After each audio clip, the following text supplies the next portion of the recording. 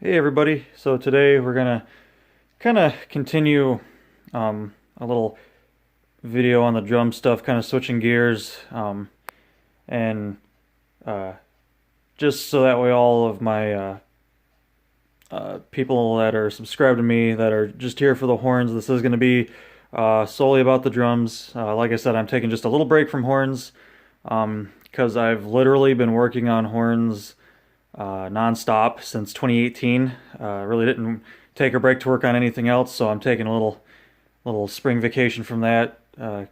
Concentrate on some of my musical stuff that I want to work on. So, um, if you're a horn enthusiast and you like music, stick around. If you're a horn enthusiast and you're just kind of bored and you want to watch a video, then you're welcome to learn about some drum stuff.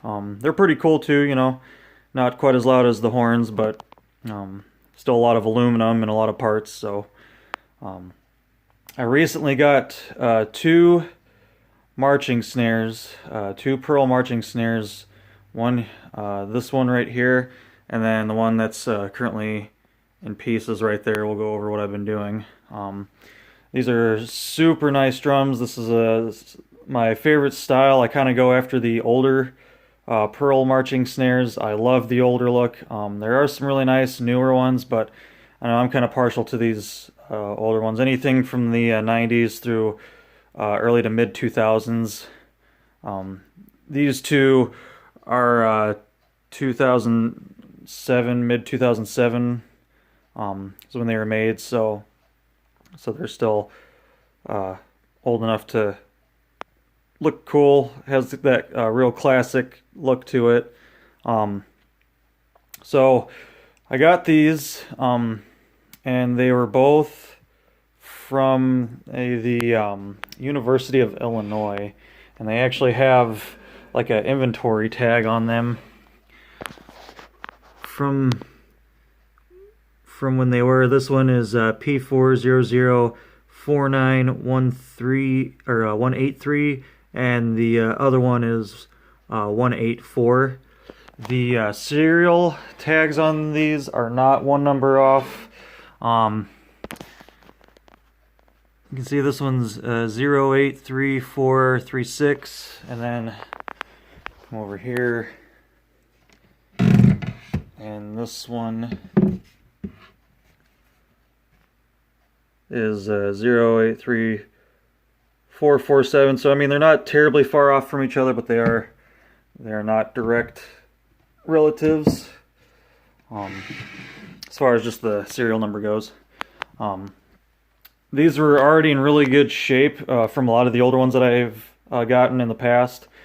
Some of these older ones get really beat up, really weathered, and they can get in pretty bad shape. They start to get in disrepair.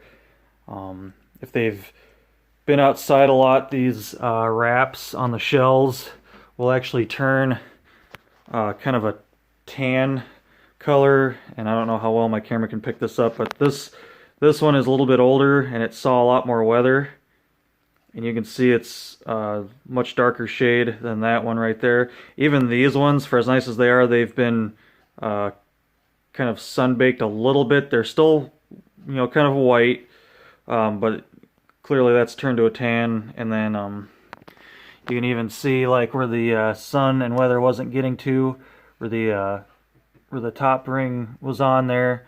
You can see it used to be white, and then it kind of turned to this color. I don't really have a way to fix that, so I just kind of deal with it. They're still a real pretty drum once they're put together, but these two are exceptionally nice. Since they were a university drum, a college drum, they were actually well taken care for. The thing that was most impressive to me about these is they still have the original top heads that they came with, which is pretty crazy because normally these get changed out with a Ramo or some other drum head.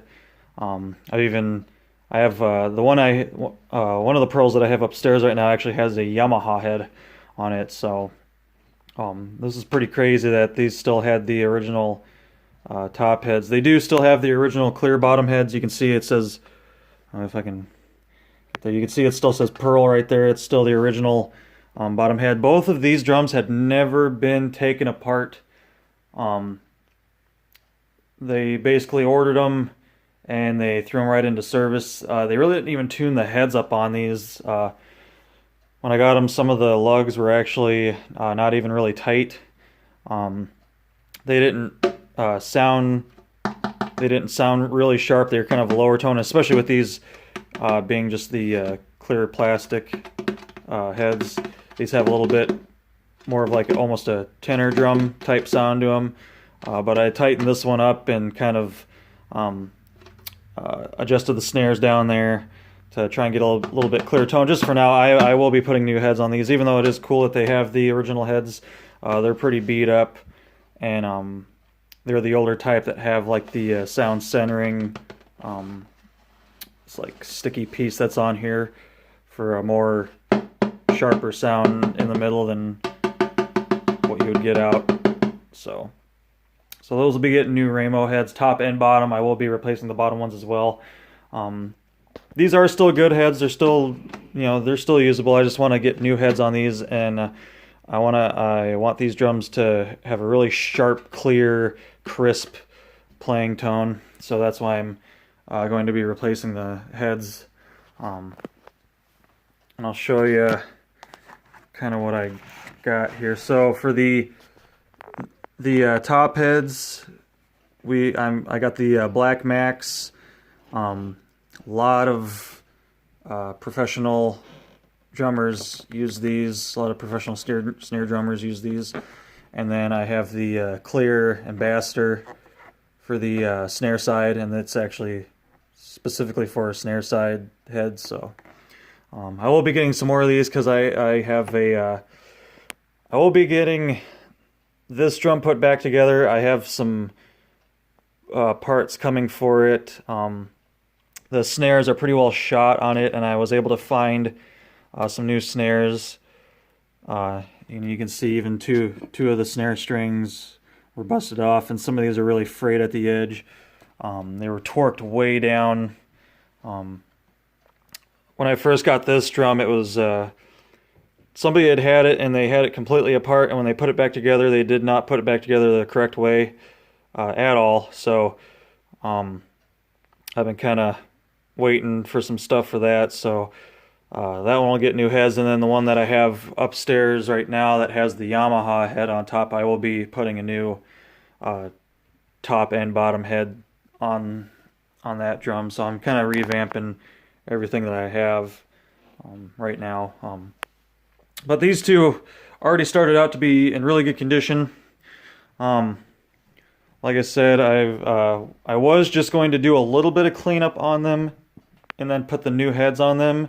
And then once I had that one apart, I was like, well, if I'm already down this far, I might as well just kind of do a full restoration on it, take my time, and really get things as cleaned up as possible, and see if there were any issues, fix any issues.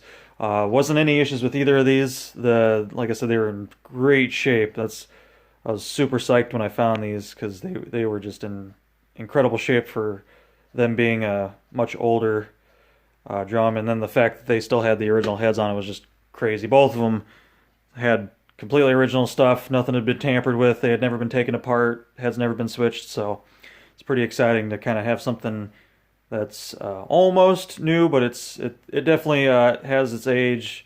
There's some dings and some scratches here and there. So I'll kind of go over what I've been doing on the other one, and then it's basically what I'm going to be doing to that one right there. So all the rims, the bottom rim, the top rim, and then the bigger rim there, I took a lot of time, cleaned them up, and then even went as far as to polish them. You can see they're super shiny. You can see reflections in them really good. They are used, so they're gonna have some damage on them here and there. There's some scratches here and there, but overall they're just gorgeous shape. These are in much better shape than some of the other rims that I have on some of my other marching snares. So I'm really taking my time to try and shine these up as much as possible, and basically bring these drums back to a new condition with the better heads on them. And you can see these cleaned up super nice. I will be doing, once I get that drum done and fully assembled, I will be doing a video of a complete side-by-side comparison. That's one of the reasons I haven't done that one yet, and then also because I didn't want to have too much going on at one time. So I kind of figured I would just have that one, work on that one, get it done, get it playable, and then go to that one and go through everything again. So that way I'm not trying to do like 3 or 4 drums all at the same time. That one's in pieces like you saw, but I'm not really working on that one right now. Like I said, I'm waiting for some parts to come in for that one. So I'm just, all my concentration is on that one right now. But yeah, so the rims came out beautiful. The insides, you can see that kind of rainbow coloration on the aluminum. The machining sides on them are just gorgeous. Everything cleaned up really, really nice. Super shiny, so those will look great back on there. All the hardware over here, I've taken a lot of time. All the lugs, I completely cleaned, and I'm not touching these with my bare hands anymore. I'm kind of getting a little loopy there by not wanting to fingerprint this stuff up right away. So I am, whenever I'm cleaning and handling this stuff, I'm wearing gloves so that way I don't get a bunch of oils from my fingers on there and undo all the cleaning that I did. But these things are just, if we could focus, that would be nice. These things, the lugs are just in great condition. There's not even any chipping of the chrome on the heads on these. All of the little plastic rings are in great condition. None of them are broken. None of them are dirty. I clean those. The washers and then the little inset washers, those have all been cleaned real thoroughly, so everything's just a mirror finish pretty much. Support tubes have all been cleaned inside and out. Cleaned out all the old grease that was inside the threads on the top and bottoms. I'll be re-greasing everything. Still had factory grease in them. And it was kind of like a much older kind of green grease. I'll be using like a white, kind of a, not so heavy of a grease. It's just something just to keep the threads happy once they start tightening down in there. And then, of course, I'm not going to be taking this out in the bad weather. I'll take them out on nice days, but I'm not going to go having fun with these outside while it's raining, so I'm sure they've seen enough of that. Cleaned up all the ends really good. These were Loctited into the that bigger rim right there. I cleaned all that out. I will not be re-Loctiting those just for service reasons. I'm actually probably going to put just a little bit of grease on there. Once you tighten them in, they're not going anywhere, so I'm not too worried about them ever getting loose.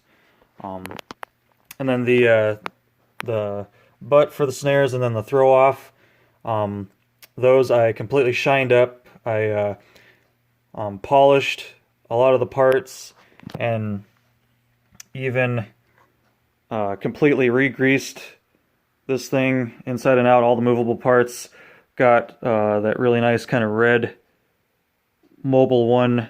I think it's Mobil 1 synthetic is what I'm using for that. It's vehicle grade grease.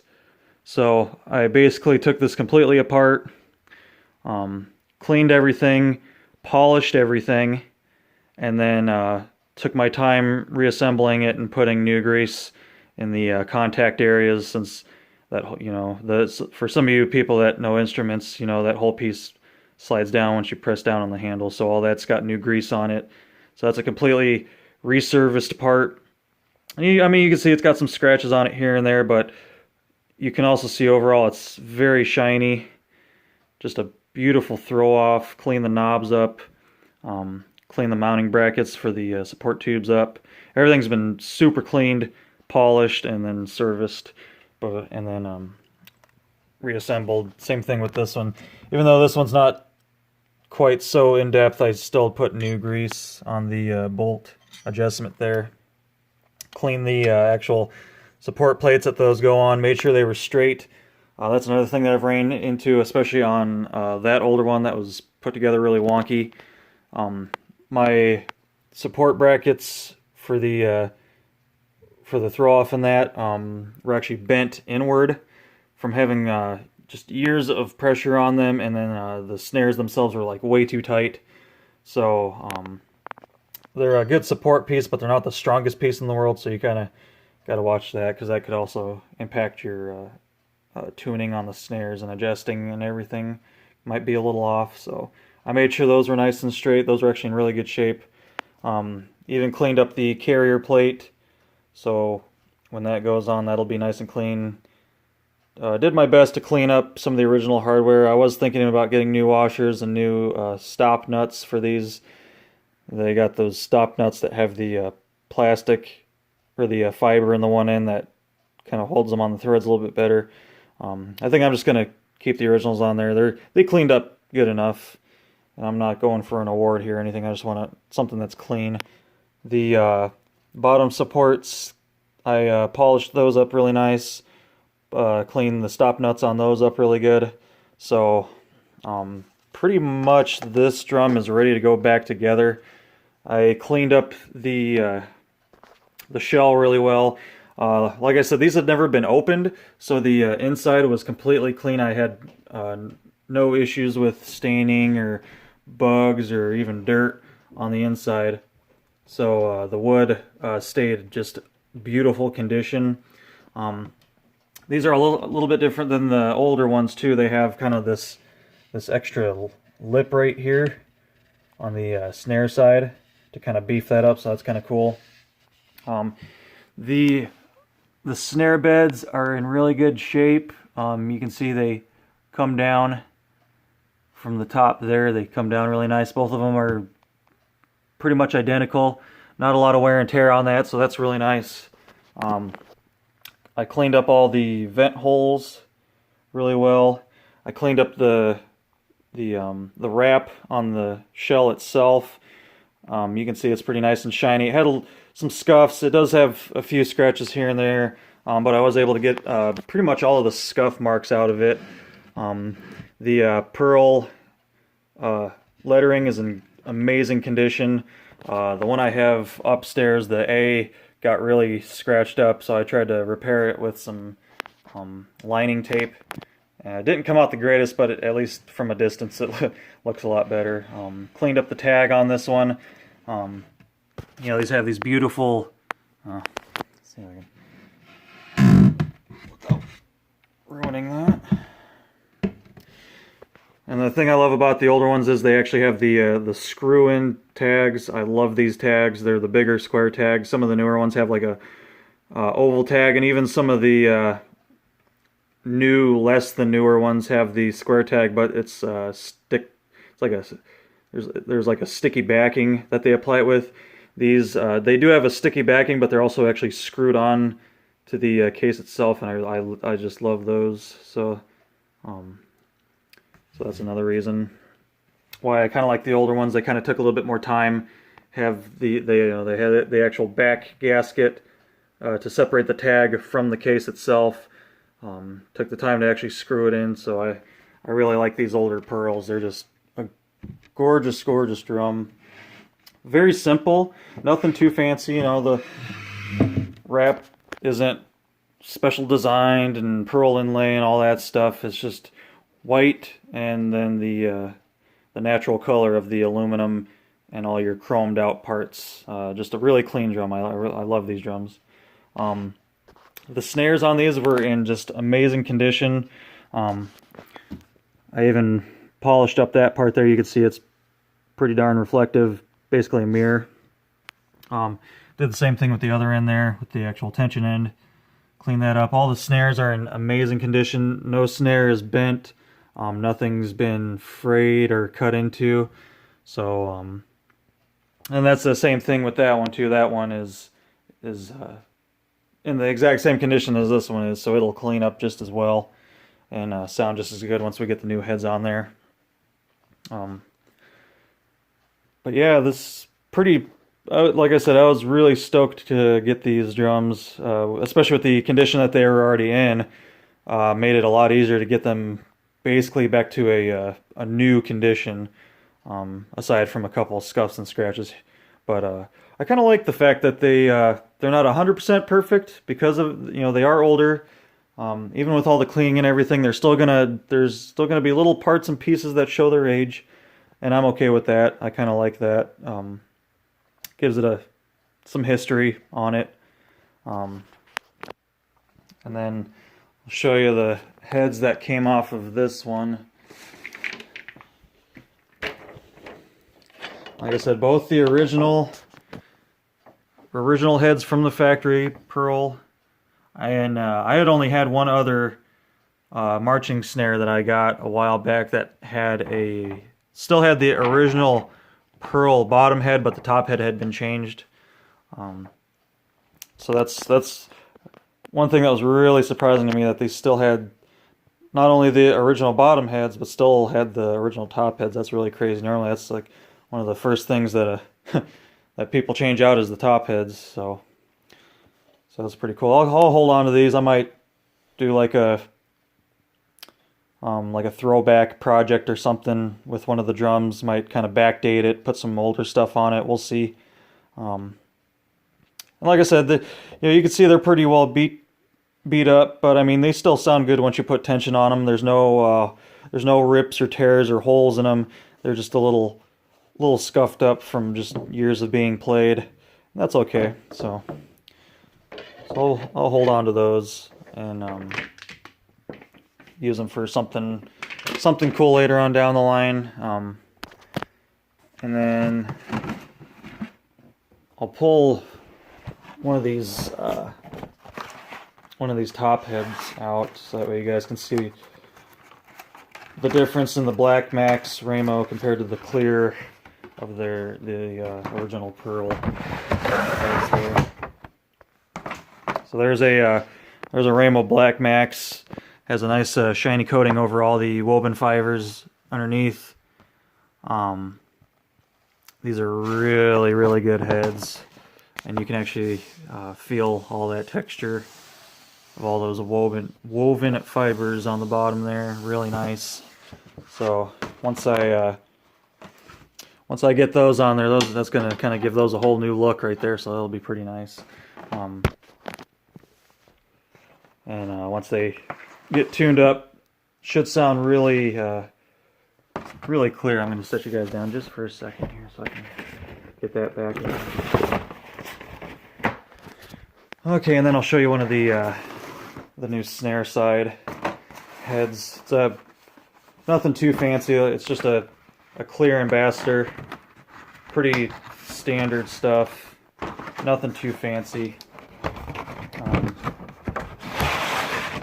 Just pretty much going for a good, clean, simple setup. So you can see that's in great condition. It says, you know, has the Ramo ambassador snare side.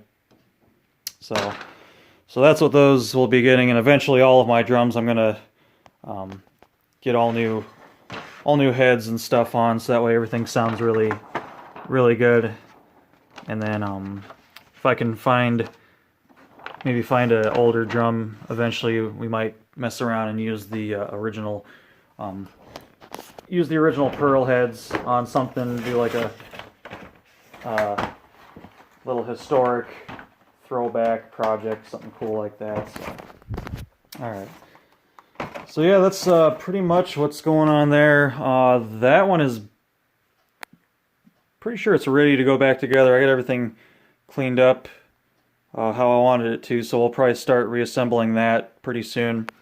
And then after, like I said, after I get that completely reassembled, I'll tune it up, get everything set how I like it, and we'll do a side-by-side comparisons with this one before I start the work on it, so that way you guys can see just how much better everything looks. Like, you know, you can see this is pretty shiny, but you can see a lot of just not like fingerprints and dirt, and there's a lot of dust on that lower ring right there. Some of the snare parts are kind of not quite as shiny as they could be, so we'll do all the same stuff on that one as I did to that one. But like I said, first we'll do a complete side-by-side comparison, just that way you guys can really see the difference. And all this work that I'm putting into this one will do. Like I said, it'll look really sharp after it's all together. So I'm really excited about that. And so yeah, that's pretty much it. Some of the tools that I'm using, since these are kind of an overseas thing, you know, made in Taiwan, everything is metric. So I'm using like 13 millimeter, 12 millimeter, 10 millimeter, 8 millimeter. I am running into some stuff that's 7/16, but most of that is the on the carrier plates, like that stuff right there. Most of that stuff is like 7/16 and actual like standard sizes. But basically everything with the drum is metric. Even the Allen wrenches are metric. The 3 sizes that I'm using on here, I think I'm using a 4, a 3, and a 2 is what I got out of there right now. I'm not sure where my 1.5 is, but that's more for like some of this stuff here, some of the hardware and the bracketing that holds the snare adjustments on there, and all that stuff. Other than that, basic Phillips head screwdriver. I got a nice older Stanley one. It's got a, oh yeah, that's gonna focus. It's got a bigger head on it for some of the bigger screws. So really nice is this, if you find a big enough screwdriver, it kind of works for the whole drum, all the screws, even the internal screws that hold this inner block in here. This works really good for them and all that. And then of course all the screws that are on this one, like that end cap screw right there, and then those bottom screws right there. The bigger screwdriver works really well for that. And I'm taking my time when I'm taking that stuff off and putting it back together, just that way I don't strip the head and make it look like junk after putting so much time into cleaning it. I have just I have a smaller tuning key. I do have some actual Pearl tuning keys. They're taller and they have a longer handle. I don't mind this one. Sometimes it'd just be nice to have a little bit more leverage, and then also sometimes it's kind of a pain in the butt when this is sliding around on me. So I got some new ones coming. Those should be here tomorrow, hopefully.